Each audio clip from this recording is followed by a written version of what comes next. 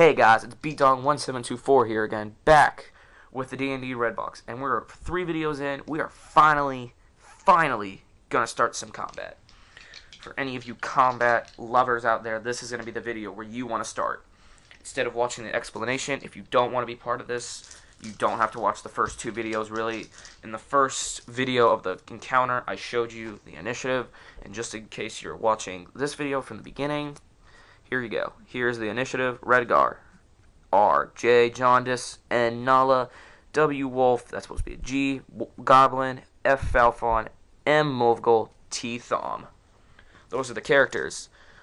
And just in case you're just starting here, the classes. Thom is a hunter, Falfon's a slayer, Nala's a druid, Redgar is a cleric, Movgol is a wizard, and Jaundice is a rogue. I don't know if I said his name twice, but I at least got everyone's classes. Nala has a wolf companion as her companion for her druid class. So, I also said in the initiative order, initiative decides who goes first. So R, Redgar goes first. With his speed of 5, this is very important to people who want to play as him. When I start the Dungeon Master kit, you now know his speed. For anyone who wants to be Jaundice, I'm just fixing the tokens, I'm sorry. This is how they were set up, and I moved the map earlier. Okay, so we're going to pull this up here, since this is now the main focus, with Redgar going first. If anyone who have not watched my D&D videos before, I play in rounds. I will record a round, or I'll record a whole round in 1 or 2 parts, and then go. But luckily, this is going to go fairly fast, hopefully. Redgar is going to go first with a speed of 5. Probably going to hunt down that wolf, because he now knows it's there. So, 1, 2, 3. And just in case, I'm not sure of this, but 1, 2, 3, 4. I do not know if they consider these rocks corners. It's not explained in... they just say... It's not explained what they are, if they're corners or not. But it's defined as difficult terrain. Difficult terrain is a terrain where you need 2 squares of movement instead of 1. So if you want to move 2 squares across, it'd take a speed of 4 just to go 2 squares in that. Alright, so now since he's there, we can do one of 2 things. We can use our basic melee attack or power. I'm probably going to use a power with him. The power I'm going to use is Blessing of Wrath. And let me pull that card real quick just to show you guys. Blessing of Wrath. Here we go. Here it is. Blessing of Wrath. It is, from my understanding, just your wisdom modifier. It says 3 there, but I used this card with a different character before with only a wisdom of 3, modifier of 3. So it's actually 5, because he's level 3, and it's going to be 1d8 plus 5, and then one ally within 5 squares will get a plus 2 bonus, or a plus 1 bonus to their damage. But seeing it's his Constitution modifier, I'm going to show Redgar's sheet. His Constitution modifier is actually a plus 2 right there. That's second plus 2. So that's how it's plus 2. I just never edited the card. So this is going to be plus 5. What the? Sorry if you heard something. My iPod went off. Alright, so we're going to pull this over.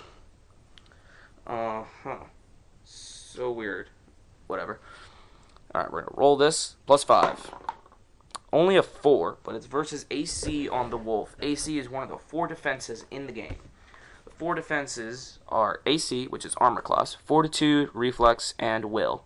His AC is a 15, and yeah, he pretty much just missed. Sadly missed. Oh well. That was weird. So that's pretty much going to be the end of Redgar's turn. Now it's Jaundice. Jaundice has a special ability. Since he's a rogue, he has a feat, I think, called First Strike, which means anyone who's not acted in the initiative order yet, he will gain combat advantage. And combat advantage gives you a plus 2 bonus to your attack rolls, which is very good. There is other ways to get combat advantage. I will say them when they become relevant, but right now they are not relevant. So we're going to go ahead and move him to attack this wolf with 1, 2, 3, 4, right there. And now he'll gain he'll have combat advantage. when he attacks with his dagger, which is the only weapon he has, and he can use a power called Bump and Run, which will be his dexterity, which is +5 as well. A lot of this is going to be +5, from what I can understand. So he got a 17. That is nice right there. That's a 17, baby. Oh, well. Alright, so 17 is enough. Now, I'm sorry, I'm going to pull this back over. Sorry for so much movement. We're going to do his original 1d6 +5 damage. Well, he got a 4. +5 is 9. And he has his first strike or something else. Sneak attack, that's what it is. Sneak attack will give him a +2d6 extra damage. So it's going to be 9 plus 6, which is 15. 15 damage to the wolf. The wolf right here has a total HP of 38.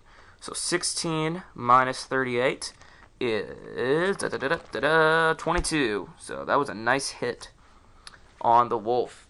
So this is what I'm going to do for HP trackers. I'll look at the wolf. Since its beginning letter is W, I will write W. W, and then I would write its corresponding number. So 2. Took 16 points of damage, dropping him to 22. And that's all I'll do. That's literally how easy it is to track HP. Alright, next person in the initiative is Nala. Her and her wolf have the same initiative, so they'll act as a team. We'll let Nala go first with her speed of... Sorry, I have to look at mini sheets. She has a speed of 6. So we're going to let her go 1, 2, 3, 4, 5... Actually, hold on. I'm sorry. 1, 2, 3, 4, 5, 6. And let her go right there. And she can attack with Reap the Harvest, which will be plus her Wisdom, I think, which is only +4. So this is going to be +4 versus AC. That's a 6. Right there is a 6. +4 is a 10. That's not enough. But since, hold on, I think if on a miss, anyone else who also misses, no, it has to be a hit. I'm sorry. Never mind. Alright, so back over here. After Nola, it is the wolf's turn. We'll start down here. Oh, actually, I'm sorry, he's not even in the camera view. We're going to start down here, where this wolf is. Alright, now we have to read some tactics. When it comes to the Dungeon Master Kit, I will not be reading these because I'm going to be going against other people. And I don't want them to know what I'm going to do. So, yeah. Remember that. That's the goblins. The wolf's first turn. They each move as many as 8 squares toward one of the adventurers in the back of the party. They're coming from opposite sides, and they try to flank their chosen target, positioning themselves at opposite sides or opposite corners of the character's square. They accomplish this, they get combat advantage. They attack, and then both retreat, shifting 4 squares away from their targets. So we're going to let him move as many as 8 squares. And actually, I'm sorry, I've already made a mistake. I just noticed. I never let her wolf go. So good thing I noticed this before I even made any movements.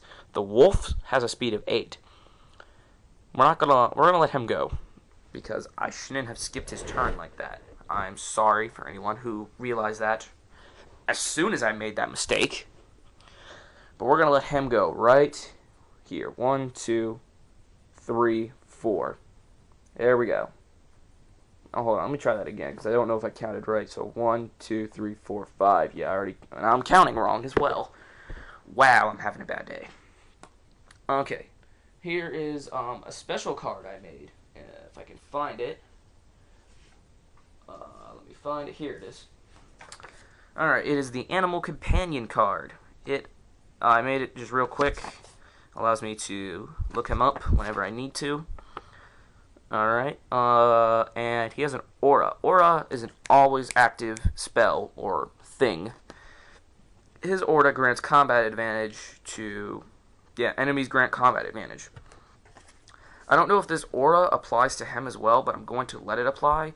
So it's going to be, her animal attack is going to be your level, which would be her level, which is 3, plus 5, which is now 8, plus combat advantage, which is now plus 10. So this is going to be a plus 10 roll right here. So here we go. He got a natural 1. That kind of sucks. Natural 1 is a natural miss. Auto misses. Doesn't matter what your bonus is. 1s are bad. 20s are good. When we roll a 20, I will notify you what that means. And it's now taking me 10 minutes to do the first half of the party's turns. Do I want to cut it? I'll keep going. Alright, so now I'm going to pull this back down to actually do the wolf again. So he's going to attack the party in the back, which is actually Falfon. He's the closest in the back, but I think he'd probably go for the weaker people. With his speed of 8, he's going to move as close as possible to Thom. 1, 2, 3, 4, 5. And then, oh man, here comes the black dice. Not good. He gets, actually just show it. I'm sorry, I'm so used to my other camera being so bad. He has a +7 versus AC. This is going to be, if he hits, well, actually we'll just see if he hits first. I'm going to pull this up, so, that is on 16. That is not good. That is going to be a hit, so it's going to be 1d6 +5, and then he can run. Alright, here we go, +5. Oh, okay, so it's not too bad damage. He only got 6 damage on Thom, so usually I would keep this on their character sheet, but I want you, the players, to also know their HP. So Thom took damage of 6, and he has 36 total HP. So now he has 30 HP. Alright, I don't like these black die. They get pretty good rolls. And then he gets to shift 4 squares. So we're going to let him probably shift to help his buddy over here. So 1, 2, 3, 4. And there's a thing in the game called opportunity attacks. Opportunity attacks happen when you run past a player, character, from all I can tell, or let your guard down. Since he was shifting, his guard was up. So opportunity attacks could not occur. It is now the second wolf's turn. Up there. And now this wolf also actually has combat advantage, which was very smart because the wolves are usually tactical fighters since they come in packs. So this is going to be +9 now since combat advantage is in +2. Whoops, yeah. There we go, +3. 3 + 9 is only a 12, so that's a miss. Alright, so that's it. Next is the goblins' turns. So I will show you the goblins' tactics on their first turn. Alright, first turn. They each move as many as 6 squares towards the nearest enemy. That puts them adjacent to the enemy, to the player's character. They attack with their short sword. If it doesn't, they just throw daggers. So he's going to move as many as 6... Oh, I'm not even pointing at him. Let me put this up because I can't go any farther back. These guys down here. These guys now will get 6 squares to move. We're going to start with this one. So 1, 2, 3, 4, 5, 6. No one likes Thom today. I just don't like him. So he's going to attack with his short sword. The short sword gets a +6. I really hope I was showing the right block. Yeah, +6. Okay. Versus AC. Here we go. Here we go. Let's try this. He got a 7. +6 is only a 13. Thom's AC, his armor class, is 16 for anyone who wants to know. Okay, so that was a miss. That's pretty much ending the goblin's turn. This goblin is probably going to go around the other way and throw a dagger. So 1, 2, 3, 4, 5, 6, and I'll look at their range. Ranged weapons have a ranged. This means this first number is short range. This bigger number is long range. If they go to this number, they get a -2 bonus to their attack. So let's see if he's in range of Thom. 1, 2, 3, 4, 5. If he goes for Movgol, 1, 2, 3, 4. He does have range on Movgol, and I just don't want to make Thom the main focus. So we're going to attack Movgol. Here we go. This is going to be +6, and here I'll show that. +6 versus AC. His dagger, he gets 2 per encounter. So we can't use these all day. Yeah, that's what that means. This first number here with the slash and then encounter means he gets 2 daggers for this whole encounter. And that's all he really has as equipment, 2 daggers. Alright, so we're going to, here we go, +6. That's a 9.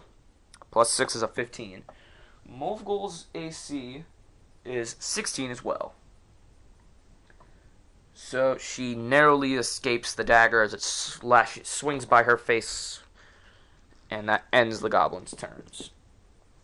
Alright, it is now Falfon's turn. He is getting angry that he is seeing these things come closer and closer and attacking. He thinks Thom and Movgol can hold off these goblins for now. So he's going to take a shift, which counts as a move action, to shift right here. Now he has combat advantage against that wolf. And he's going to take his poised assault. And since he has a life drinker axe, his bonus with his life drinker axe is, once I find it, +9. With the combat advantage makes it +10. And +1. Wait, no, combat advantage makes it +11. +1 is going to make it +12. So this is going to be 12 versus AC. Here we go. 12 versus AC is only 14. He misses. He misses by 2 points. I'm going to explain this right now since I feel like doing it. Action points. Every character gets 1 action point in the encounter. They get them back after the encounter. This will allow them to take a second attack. So this is going to be, again, +12. There we go. Oh, he got a 1 this time. So we pretty much failed miserably trying to attack this wolf. Alright, it is now Movgol's turn.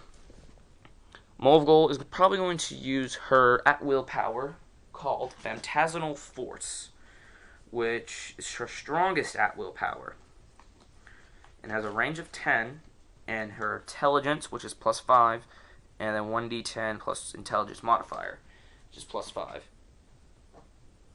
Alright, so here we go. I had to get the box. I'm sorry this video is kind of long.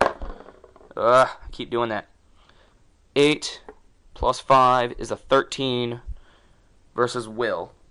Will is also one of the defenses, which is exactly what she needed to hit this goblin.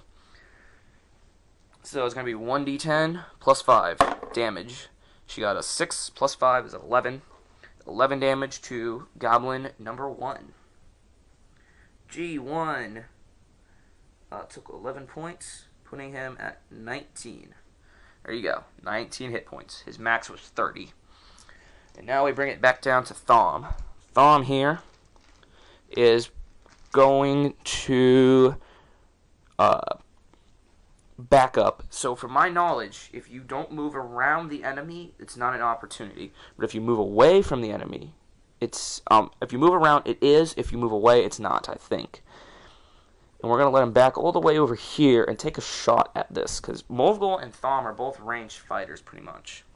And we're going to let him take his Pouncing Lynx stance, which is a special thing, just like the Poised Assault. This will give him a +2 to his first attack in the encounter. So this is going to be +6. Versus AC is an 8. He misses. Alright, so we have only hit 2 enemies in this whole round, and one of us got hit and damage dealt. So anyway, this was the first round of the Red Box of your first encounter. Thank you for watching this. Have a nice day. And remember, you can still send me a personal message now, even if you want to. But I really prefer that you wait until I'm done with the Red Box, so you get the full experience of what these characters are really capable of. See ya.